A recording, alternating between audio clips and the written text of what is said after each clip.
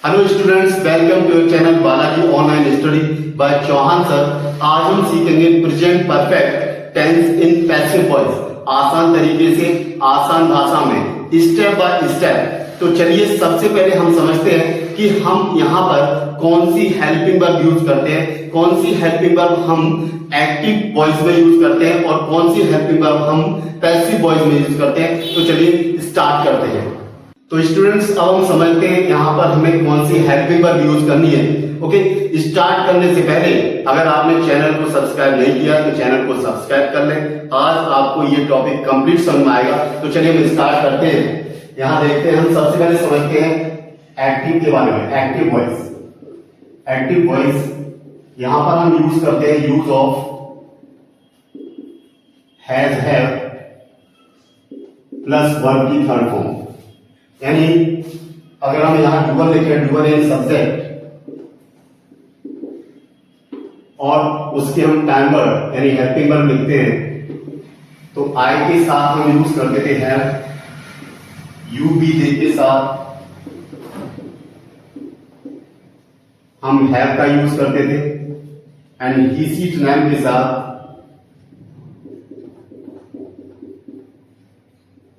हम हैज का यूज करते थे। और यहां भी सबके साथ हम एक्शन की थर्ड फॉर्म यानी वर्ब की थर्ड फॉर्म का यूज करते थे। अगर हम बात करें पैसिव वॉइस में,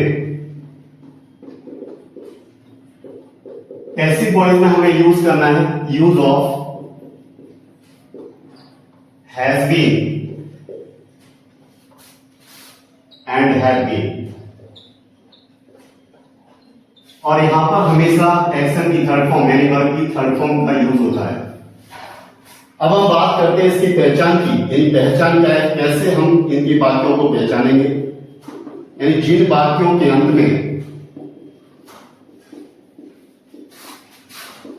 अंत में चुका है, चुकी है, लिया है, दिया है, ली है, दी है, यानी आदि शब्द आते हैं, उन वाक्यों में हम हैज एक्शन यानी वर्ब की थर्ड फॉर्म या has been, have been action की थर्ड फॉर्म यानी वर्ब की थर्ड फॉर्म का यूज करते हैं। हम यहाँ पर हैज वर्ब की थर्ड फॉर्म का यूज हम एक्टिव वॉइस में करेंगे, और पैसिव वॉइस में has been, have been action की थर्ड फॉर्म यानी वर्ब की थर्ड फॉर्म का यूज करेंगे। और पहचान दोनों केस में यही रहता है, यानी पहचान सेम रहेगी। यानी जिन वाक्यों के अंत में चुका है, चुकी है, लिया है, दिया है, खाया है, पिया है, यानी कुछ भी हुआ है या कुछ नहीं हुआ है, आदि शब्द आते हैं, उन वाक्यों में हम हैज वर्ब की थर्ड फॉर्म या has been, have been verb की थर्ड फॉर्म का यूज करते हैं। ये प्रेजेंट परफेक्ट टेंस की पहचान है। अब हम करने वाले हैं इसका डिफरेंस। यानी अगर हम पहचान की बात करें तो एक्टिव और पैसिव दोनों में ही पहचान एक जैसी ही रहने वाली है। यानी जिन वाक्यों के अंत में चुका है, चुकी है, चुके हैं, लिया है, दिया है, खाया है, पिया है, यानी आदि शब्द आएंगे, वो एक्टिव में भी होंगे और पैसिव में भी होंगे। तो नेक्स्ट हम इसे समझते हैं स्ट्रक्चर के साथ, यानी एक्टिव और पैसिव में डिफरेंस क्या है। एक्टिव वॉइस यानी सबसे पहले सब्जेक्ट आता है या हैव आएगा, उसके बाद वर्ब की थर्ड फॉर्म, ओके, उसके बाद क्या आता है ऑब्जेक्ट। जैसे देखिए एग्जांपल, उसने काम पूरा कर लिया है, यानी उसका काम पूरा हो गया है। सी या ही भी लगा सकते हैं, she has completed, she has completed the work, यानी उसने काम पूरा कर लिया है। She has completed the work, ये क्या है, एक्टिव है। नेक्स्ट देखते हैं पैसिव यानी ऑब्जेक्ट, यानी एक्टिव जो होगा वो सब्जेक्ट से स्टार्ट होगा और जो पैसिव होगा वो ऑब्जेक्ट से स्टार्ट होगा।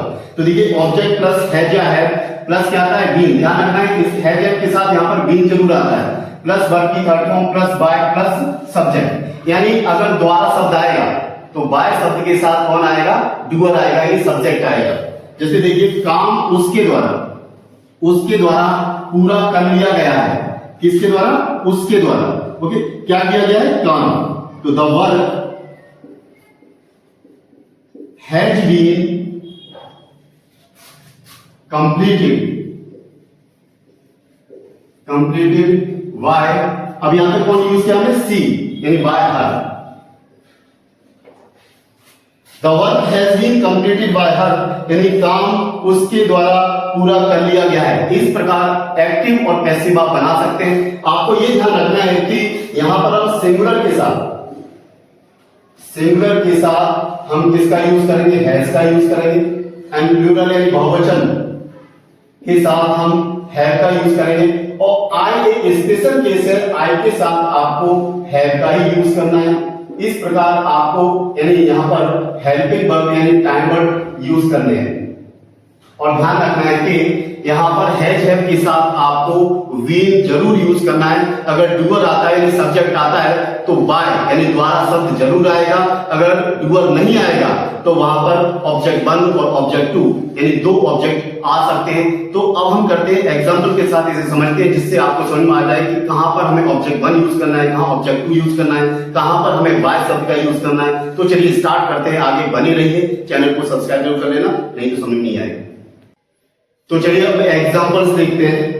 जैसे एक्टिव, मैंने एक पत्र लिखा है, I have written a letter, I have written a letter, मैंने एक पत्र लिखा है। नेक्स्ट देखिए पैसिव में बदलते हैं, यानी अ लेटर क्या है, एक पत्र मेरे द्वारा लिखा गया है, यानी अ लेटर यानी ऑब्जेक्ट यूज करेंगे। हैज बीन क्योंकि सिंगुलर है, रिटन किसके द्वारा, मेरे द्वारा, बाय मी। इस प्रकार आप एक्टिव से पैसिव बदलेंगे। नेक्स्ट देखिए एक्टिव, आशीष ने कमरा साफ किया है, यानी एक्टिव है, आशीष ने कमरा साफ किया है। तो किसने कमरा साफ किया है, आशीष ने, सिंगुलर है। आशीष हैज क्लीन यानी थर्ड फॉर्म यूज करेंगे, क्लीन द रूम। नेक्स्ट देखिए पैसिव वॉइस, कमरा आशीष के द्वारा साफ किया गया है, यानी क्या साफ किया गया है, कमरा, यानी ऑब्जेक्ट क्या है, कमरा। The room has been clean by, किसके द्वारा, आशीष के द्वारा, बाय आशीष। इस प्रकार आप एक्टिव से पैसिव चेंज कर सकते हैं। नेक्स्ट देखिए हम उन पैसिव को देखते हैं जिनमें यानी डुअल नहीं होता है, यानी बाय शब्द नहीं आता है। तो हम वहां क्या यूज करते हैं, स्ट्रक्चर देखिए, ऑब्जेक्ट 1 यूज करेंगे, उसके बाद हैज है प्लस बीन, वर्ब की थर्ड फॉर्म प्लस ऑब्जेक्ट 2 आएगा। और सेंटेंस में ध्यान रखना, जरूरी नहीं है कि ऑब्जेक्ट 2 आए, ऑब्जेक्ट 1 जरूर आएगा, लेकिन जरूरी नहीं ऑब्जेक्ट 2 आए। जैसे देखिए, मुझे दिल्ली से बुलाया गया है, किसे बुलाया गया है, मुझे, ये बुलाया किसी और ने है। आई हैव बीन, एक्शन की थर्ड फॉर्म कॉल्ड, कहां से, फ्रॉम दिल्ली, इसे आप ऑब्जेक्ट 2 कह सकते हैं। यानी यहां पर ऑब्जेक्ट 1 की बात करें तो आई हो गया, और ऑब्जेक्ट 2 क्या हो गया, फ्रॉम दिल्ली। और जरूरी नहीं है कि यहां पर ऑब्जेक्ट 2 का यूज हो, यानी ऑब्जेक्ट 2 आए। जैसे मैंने कहा कि मुझे बुलाया गया है, तो मैं कह सकता हूं आई हैव बीन कॉल्ड, यानी मुझे बुलाया गया है, हम ये भी यूज कर सकते हैं। यानी यहां पर जरूरी नहीं कि ऑब्जेक्ट 2 आए। इस प्रकार आप ऑब्जेक्ट के साथ और ऑब्जेक्ट के बिना आप यूज कर सकते हैं। अगर डुअल आता है तो आप इस। नेक्स्ट हम कुछ कॉमन मिस्टेक्स देखेंगे जो अक्सर स्टूडेंट से हो जाती है। तो हम बात करते हैं सबसे पहले उन कॉमन मिस्टेक्स की। तो चलिए देखते हैं। तो अब हम बात करते हैं कॉमन मिस्टेक्स की। तो देखिए हमारे पास सेंटेंस है, the work has completed by her.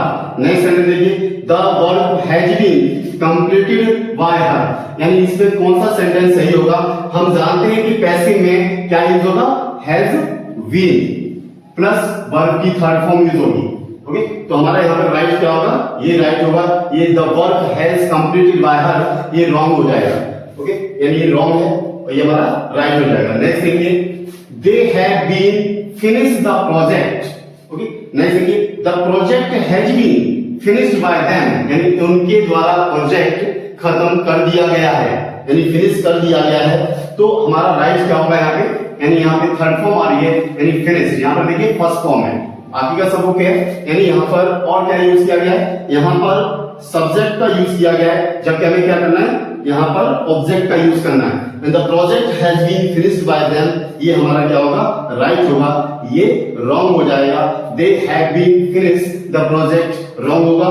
The project has been finished by them, हमारा राइट हो जाएगा। इस प्रकार की गलती आपको, मिस्टेक्स आपको नहीं करनी है, आपको ध्यान रखना है। नेक्स्ट हम करेंगे कुछ प्रैक्टिस सेंटेंसेस जिसमें आपको उनके जवाब देने हैं। स्टूडेंट्स अब हम करते हैं प्रैक्टिस सेंटेंसेस। देखिए जैसे उसने इनाम जीत लिया है, she has won the prize. आप यहां से ऑब्जेक्ट उठाइए, the prize has been won, किसके द्वारा, सी, बाय हर, यानी उसके द्वारा इनाम जीत लिया गया है। मैंने प्रश्न हल कर लिया है, I have solved the question, ये आप बनाइए।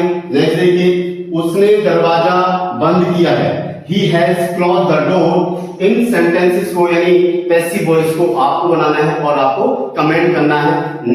स्टूडेंट्स उम्मीद करता हूं कि वीडियो आपको पसंद आया होगा। अगर ये वीडियो आपको पसंद आया तो चैनल को लाइक करें, शेयर करें, सब्सक्राइब करें और बेल आइकन को जरूर प्रेस करें जिससे नेक्स्ट वीडियो आपको मिले। तब तक पढ़ते रहिए, खुश रहिए। थैंक यू, जय हिंद। मिलते हैं अगले वीडियो में।